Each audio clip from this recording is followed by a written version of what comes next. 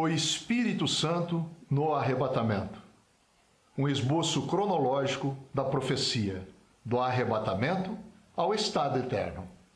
Extraído em Acontecimentos Proféticos, por Bruce Anstey. O Espírito de Deus, na forma como age atualmente, também será tirado da terra. Segundo a Tessalonicenses, capítulo 2, versos 6 a 7, nos narra: E agora vós sabeis o que o detém, para que a seu próprio tempo seja manifesto. Porque já o mistério da injustiça opera.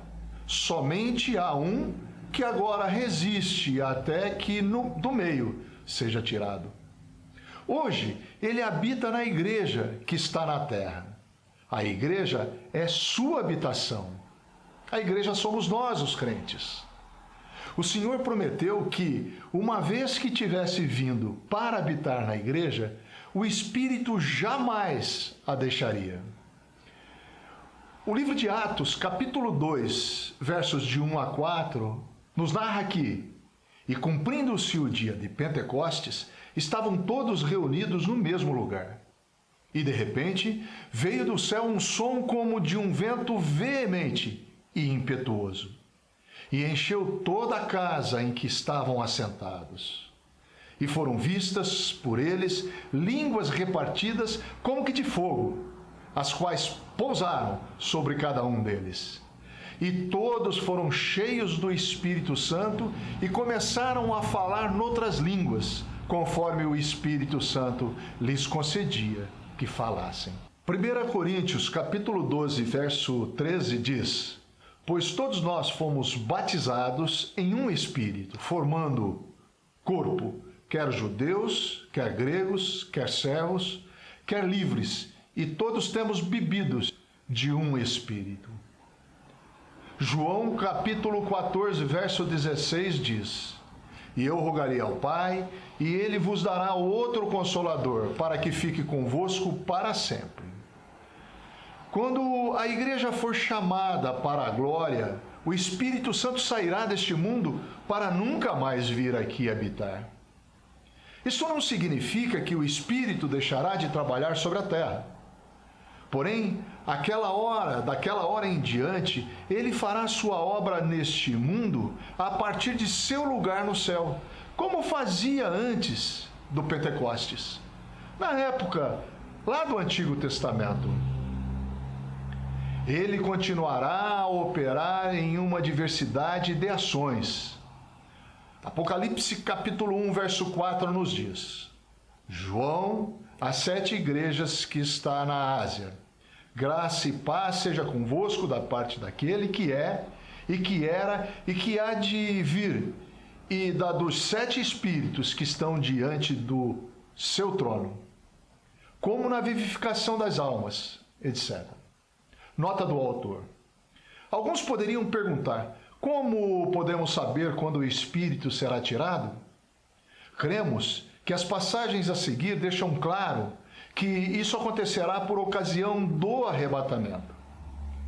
No Evangelho de João, capítulo 14, versos 16 e 17, nos diz: E eu rogarei ao Pai, e Ele vos dará outro Consolador, para que fique convosco para sempre. O Espírito de verdade que o mundo não pode receber, porque não o vê nem o conhece, mas vós o conheceis, porque habita em vós, estará em vós. Na noite em que foi traído, o Senhor prometeu a seus discípulos que quando o Espírito de Deus viesse para fazer morada na igreja, isso está em Atos 2, isto seria para sempre. Quando a igreja for chamada para fora deste mundo, no arrebatamento, o Espírito de Deus irá junto, pois o Senhor disse que Ele, o Espírito, nunca os deixaria. Isso também é encontrado no livro de Apocalipse. Nos primeiros 3 capítulos, quando a igreja é vista como estando na terra, o Espírito é encontrado falando constantemente à igreja. Mas depois do capítulo 4, verso 1 e 2, quando a igreja aparece como sendo tirada do mundo, o Espírito não é mais mencionado. até os capítulos 14, verso 13, e 22, verso 17, os quais se passam após a tribulação. Compare também os capítulos 2, verso 7, verso 11, verso 17 e verso 29. Capítulo 3, verso 6, 13 e 22. Com o capítulo 13, verso 9. Repare na ausência notória de alguma menção ao Espírito. Isso é visto também tipificado em Gênesis capítulo 24, onde é procurada uma noiva, a igreja, para Isaque, Cristo, pelo servo, o Espírito de Deus. Assim que a noiva foi assegurada, encontrada, tomada pelo servo, ele a levou ao longo de todo o caminho de volta a casa, a Isaque, que estava aguardando por ela. Assim como o servo voltou para casa com a noiva, também o Espírito Santo voltará para o lar com a igreja, quando o Senhor vier. Estas passagens demonstram que, quando a igreja for chamada para fora deste mundo, o Espírito não irá mais residir na terra. A partir desta ocasião, o noivo, Cristo, a noiva, a igreja, e os amigos do noivo, os santos do Antigo Testamento, etc., estarão juntos para sempre. Encontramos essas passagens em 1 Tessalonicenses, capítulo 4, verso 17. E em Hebreus também, no capítulo 11, verso 40. Eu e ele, em radiante glória, iremos profundo gozo desfrutar. Meu gozo será estar com ele para sempre, e o dele ter-me no seu lar.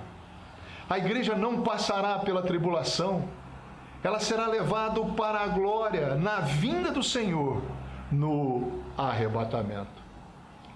Eu te guardarei da hora da tentação, da tribulação, que há de vir sobre todo o mundo.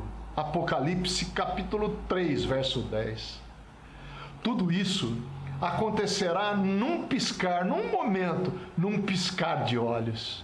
1 Coríntios capítulo 15, versos 51 a 56.